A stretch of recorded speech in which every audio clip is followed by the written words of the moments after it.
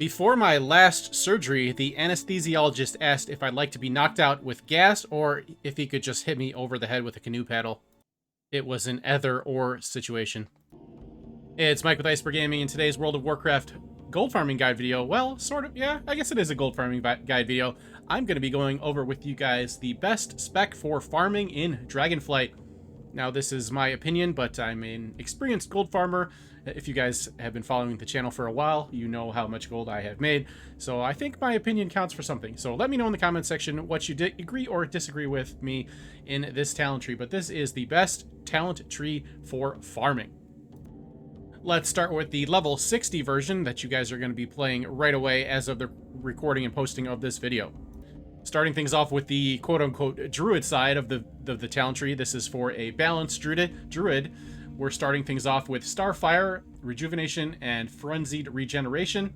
Now, the entire purpose of this build is we want as much speed and as much AoE as possible. So our goals for the build are 1. Swipe, 2. Feline Swiftness and Tireless Pursuit. Next, we need Tiger Dash. Finally, we want Stampeding, Roar, and Sunfire for the AoE. And to get that, we're going through the left side over here. We're taking Thrash, and then we'll grab our Swipe. I like to do dungeon farming in cat form and use Swipe, so this is a no-brainer in my opinion. We could also use the Thrash if we want, but I think Swipe is a little more efficient with the farming in non-cat form and non-feral spec. Next, we're going down through Rip into Feline Swiftness, and then we grab our Tireless Pursuit. Next up, we're going down the little healing part here. We're grabbing Bark Skin, and we want Rejuvenation, Swift Mend, and Remove Corruption for Dispelling. And we're going to grab the Nurturing Instinct and the Healing from Natural Recovery here. Then we're grabbing Soothe, also good AoE, Crowd Control, so that we can grab Stampeding Roar. And then we're going to continue down the far right side of the tree here, grabbing Astral Influence for a little more range, and then Sunfire and Improved Sunfire for the AoE.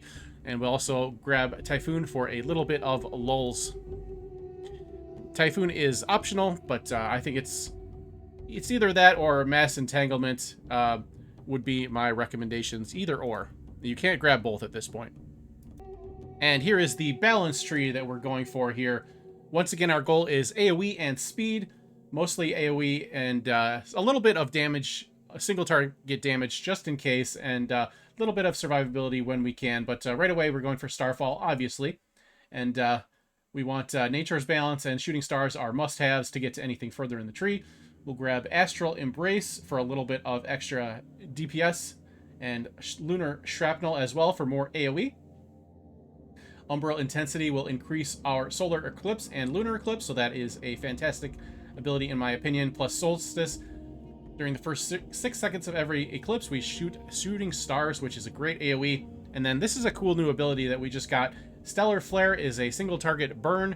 I like it. Plus it gets us this Waning Twilight, which will increase our damage and healing anytime we have 3 dots on a target, which is good for single target DPS in the off chance we're doing a dungeon or farming something that requires some DPS. And along the way, we want to grab Twin Moons so that our Moonfire does a little bit of AoE, and Solar Beam for some interrupts.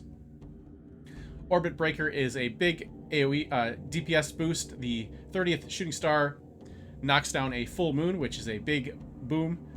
Celestial Alignment is not the best talent, but it's decent. And then we're getting into Primordial Arcane Pulsar. That's why we want the Celestial Alignment. Nature's Grasp for a little bit of haste, and then Circle of Life and Death. This makes our AoE and healing over time, our damage over time and healing over time go tick through much faster for a good DPS boost. And then we obviously want Convoke of the Spirits and improved Convoke of the Spirits with Elune's Guidance, plus a little bit of extra burn over time damage with Astral Smolder, and then we can get the Denizen of the Dream for a little bit extra DPS as well. Now let's take a look at the level 60 versions.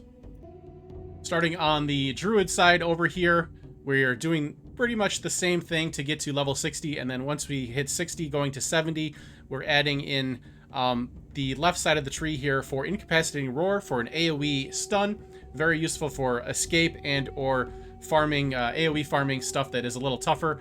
And then I'm grabbing Well-Honed Instincts for a little bit of emergency healing in case we get into trouble. Then with the higher talent points, I kind of like to go into the Mass Entanglement here, as opposed to the Typhoon. Mass Entanglement will root all enemies in an area, which is very useful for, once again, escaping or AoEing down your enemies. Plus, since we have the points for it to get down there, we also picked up the Wild Growth for a little bit of healing in case we're doing any group farming, or just if we need emergency healing on ourselves, we could throw that up as well. Moving on over to the balance side of the tree, we're going down basically the same until we get finished with our tree here, and then we're just grabbing a little bit of extra DPS here. There's nothing super important here as far as AoE or survivability, so it's basically just a few single target boosts, and we're grabbing the Force of Nature for a little emergency cooldown, as well as we are grabbing Starweaver. I like Starweaver. It's gives you a 20% chance to make your next Starfall free and 40% to make your next Star Surge free. I like it. And then we are grabbing an extra point in Astral Smolder to boost up that damage over time ability. And I think that is all the additional stuff we have in here. So there you go. That is, in my opinion, the spec that you should go with if you are going to be a gold farmer. We've got a very good mix of AoE damage and speed with this build, as well as a little bit of single target and healing damage along the way.